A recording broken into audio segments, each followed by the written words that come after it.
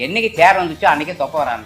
கல்யாணத்துக்கு பார்த்தீங்கன்னா பந்தி பாயின்னு ஒன்று போடுவாங்க. பந்தி பாய் உட்காந்து தரையதான் உட்காந்து சாப்பிடுவாங்க. பரிமாறும் போது குனிஞ்சு தான் பரிமாறணும். அப்போ பரிமாறும் குனிஞ்சு படிஞ்சா தொப்பை கிடையாது. சாப்பிட்டோன்னு குனிஞ்சு சாப்பிட்டா தொப்பை கிடையாது. தரையில மறந்து சாப்பிடுங்க, தலை குனிஞ்சு சாப்பிடுங்க.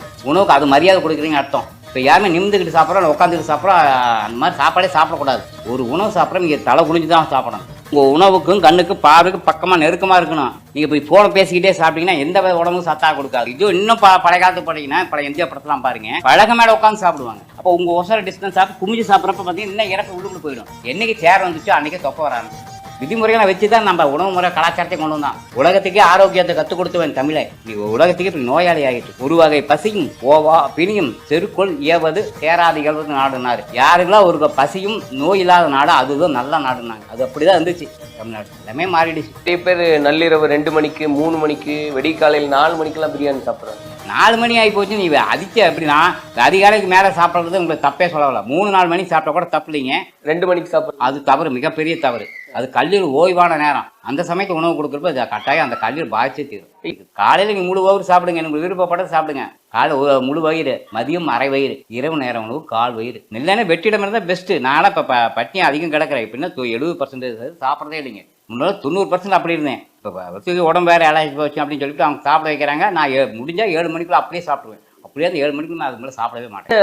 வேலை நடக்குங்க. இப்போ நீங்கள் சொன்ன மாதிரி இரவு நேரத்தில் வந்து நம்ம தூங்குறோம், நமக்கு தெரிஞ்சது அவ்வளோதான். அந்த நேரத்தில் எந்தெந்த உறுப்பு எந்தெந்த நேரம் வேலை செய்யுது, என்ன பண்ணுது உடல் பார்த்தீங்கன்னா அது கல்லீரல் மண்ணீரல் எல்லாமே ஒவ்வொரு உணவாக ஏற்கனவே சேர்த்து வச்சு கழிவுகள் அத்தனையும் கொஞ்சமாக பிரித்து கடைசியாக பார்த்தீங்கன்னா கல்லீரல் எல்லா சப்ஜெக்டையும் கொண்டு மலக்குடலை தள்ளிடும். அந்த மலக்குடல் தள்ளிடுச்சு அப்புறம் அந்த கல்லீரல் நல்லா ரெஸ்ட் எடுத்துச்சுன்னா எந்த தொந்தரவும் இல்லைங்க. அதே கழிவுகள் தேங்கிட்டே இருந்துச்சுன்னா கட்டாயம் பிரச்சனை நிறையா வருதுன்னு அர்த்தம்.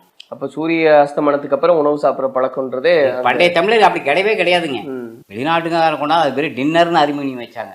அந்த டின்னர் தான் இன்னைக்கு வந்து இரவு நேரம் 3 வேளை உணவாக போயிடுச்சு.